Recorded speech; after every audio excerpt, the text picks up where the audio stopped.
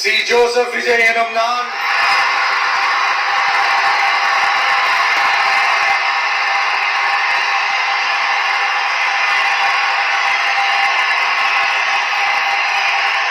சட்டப்படி அமைக்கப்பெற்ற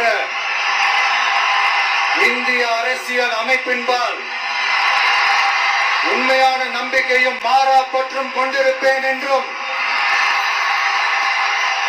இந்திய நாட்டின் ஒப்பில்லாத முழு முதல் ஆட்சியையும் ஒருமையையும் நிலை நிறுத்துவேன் என்றும்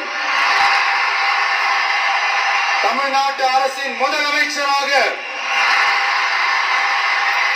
உண்மையாகவும் உளச்சான்றின்படியும் என் கடமைகளை நிறைவேற்றுவேன் என்றும் அரசியல் அமைப்பிற்கும் சட்டத்திற்கும் இணங்க அச்சமும் ஒருதலை சார்பும் இன்றி விருப்பு வெறுப்பை விலக்கி பலதரப்பட்ட மக்கள் அனைவருக்கும் நேர்மையானதை செய்வேன் என்றும் ஆண்டவன் மீது ஆணையிட்டு உறுதிமொழிகிறேன்.